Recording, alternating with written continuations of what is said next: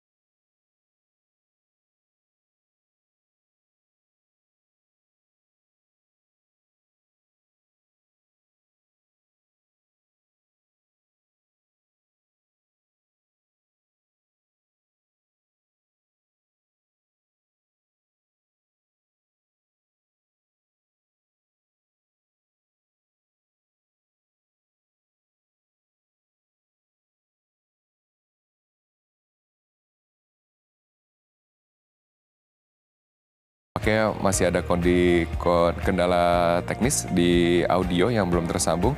Selamat pagi, Regas. Selamat pagi, Mas Robert. Akhirnya Regas Baru Teja, seorang sutradara, peraih 2 kali Piala Citra melalui kategori film cerita pendek terbaik, melalui film Tidak Ada Yang Gila di Kota Ini ya, kalau tidak salah, dan juga Perenjak, betul ya. Nah, saya ingin membahas ya, nanti kan webinar akan diselenggarakan. Menarik karena comparison between Italia dan juga Indonesia. Dua negara yang sama-sama terdampak hebat dari pandemi COVID-19, apalagi kalau di Italia kebijakannya lockdown pada saat itu. Kira-kira apa yang dibahas? Ya, kita akan membahas apa yang terjadi di Indonesia pada saat pandemi, terutama dalam industri perfilman. Banyak produksi yang dihentikan di tengah-tengah ketika syuting karena karantina harus segera dilaksanakan, dan juga ada beberapa yang sudah mau tayang tetapi juga tidak jadi tayang, sehingga kita akan membahas perbandingannya dengan di Italia, apa yang terjadi di sana dan apa yang bisa kita lakukan untuk memperbaiki kondisi sekarang. Oke, apa yang terjadi di Italia? Bagaimana kemudian para pekerja seni, para pekerja kreatif beradaptasi dengan kondisi perfilman yang ada? Saya tidak tahu, tapi kalau di Indonesia kan yang jelas bioskop belum dibuka hingga saat ini. Ya, betul. Rasanya Asmara Abigail bisa cerita kondisi waktu karantina di sana ya. Iya betul, tapi tampaknya kita belum tersambung nih, Regas, dengan dengan Asmara Abigail terlebih dahulu. Tapi kira-kira gitu ya, kira-kira mungkin secara worldwide ya, apa yang kemudian harus dilakukan oleh para pekerja kreatif, pekerja seni untuk beradaptasi, mengubah mungkin produk-produk karya mereka, karena sekarang kalau kita tahu tampaknya film layar lebar bukan menjadi film yang dapat diproduksi dengan mudah terkait dengan protokol kesehatan, penayangan, jumlah kursi yang terbatas, promosi yang mungkin juga akan sulit. Ya, betul. Yang bisa kita lakukan sebetulnya mencoba beralih dan mulai berpikir untuk menuju kepada series yang ditayangkan di online platform. Online platform yang bersifat digital atau kita sering menyebut OTT. Hal ini bisa menjadi salah satu alternatif ketika penonton tidak harus datang ke suatu ruangan seperti bioskop gitu ya, ruangan tertutup, tetapi bisa menonton masing-masing dari rumah atau dari laptop maupun dari HP. Tapi untuk menuju ke situ tentu saja dibutuhkan perjalanan yang cukup panjang, karena kebiasaan masyarakat kita dalam menonton OTT ini belum begitu besar seperti di negara-negara lain, sehingga butuh keyakinan yang harus dilakukan oleh para filmmakers untuk kemudian bahwa digital platform ini juga bisa berfungsi menjadi alternatif bioskop. Tetapi kalau saya secara pribadi, saya juga tentunya berharap bahwa bioskop tidak akan punah ya. Bioskop tetap bertahan. Untuk itu dibutuhkan juga campaign atau promo meyakinkan bahwa datang ke bioskop jika saatnya sudah aman, kita harus tetap kembali untuk kemudian mendukung perfilman tanah air. Betul, saya pun personally kangen banget nonton bioskop, apalagi film-film yang seharusnya tayang gitu ya. Film-film Indonesia banyak sekali yang seharusnya tayang, sampai sekarang juga belum dapat saya nikmati gitu kan, karena belum ditayangkan di bioskop. Iya. Asmara Abigail sudah bergabung bersama dengan saya. Selamat pagi Asmara, buongiorno. Buongiorno, selamat pagi. Terima kasih telah bergabung. Asmara sekarang ada di Jakarta ya. Waktu itu kan sempat stranded ya. Kalau tidak salah terjebak di Milan. Pasti kangen banget sama Jakarta. Tapi kita bahas mengenai webinar nanti. Perbandingan antara Italia dan juga Indonesia. Apa yang dapat kita pelajari dari keadaan di sana yang dapat diadaptasikan di sini? Saat lockdown, atau saat penanganan pandemik COVID-19. Oh bukan, mengenai kehidupan perfilman. Mengenai sinema. Sinema, yes. Kalau kehidupan perfilman di sana kemarin sempat ada beberapa kali demo. Kebetulan aktor sama aktris Italianya juga ikut demo karena maksudnya mereka juga bagian dari industri kreatif yang terancam nasibnya dan mendesak pemerintah untuk menurunkan dana untuk menolong mereka juga gitu. Jadi memang aktrisnya juga sangat aktif ya gitu.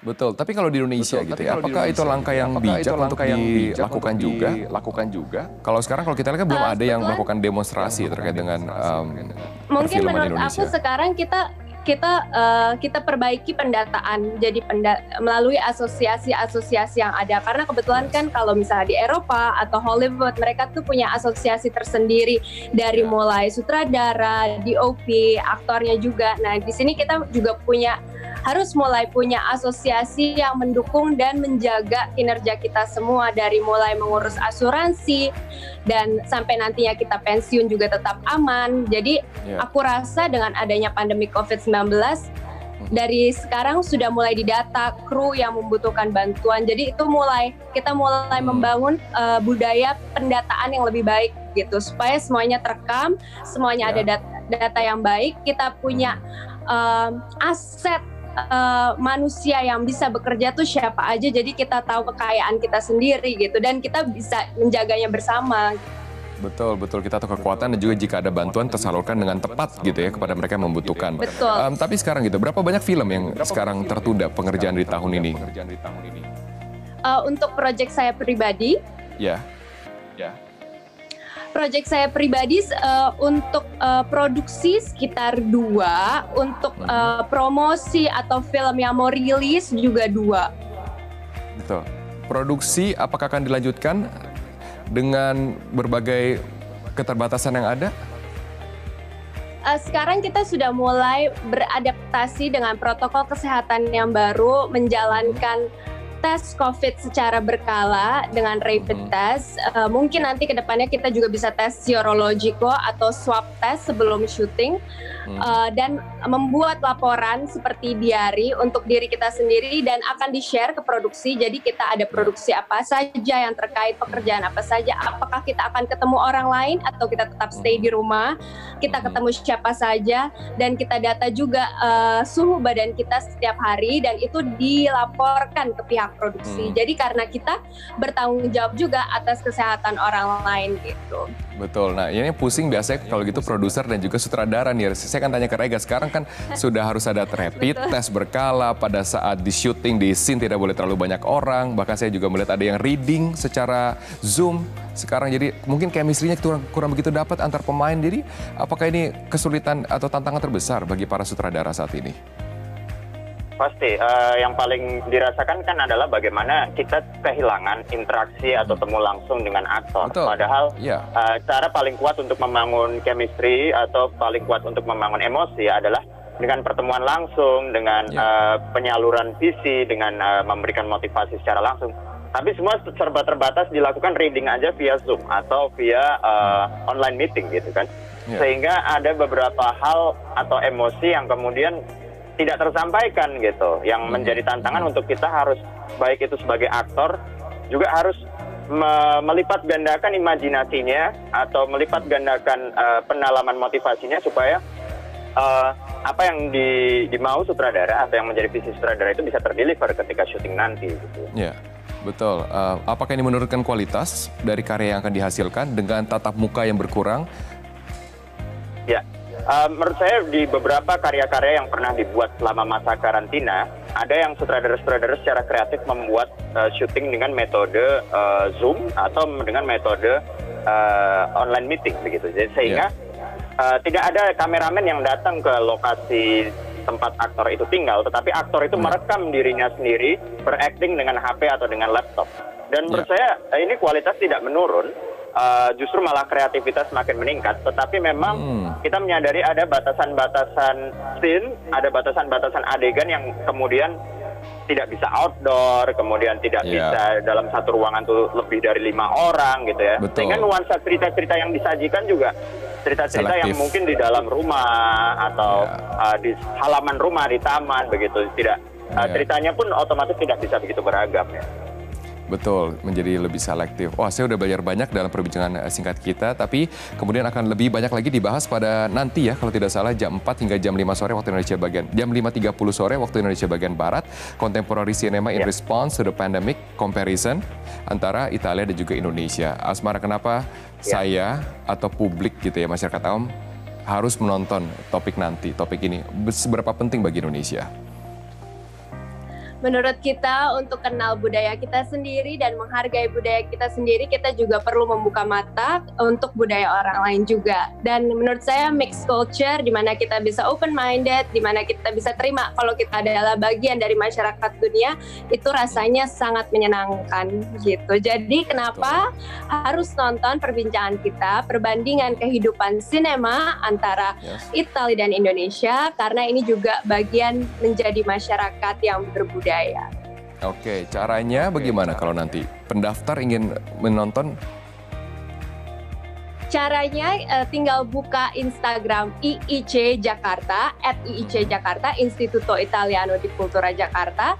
Di bio-nya ada link, tinggal diklik, isi biodata, email, nomor telepon, langsung dapat linknya.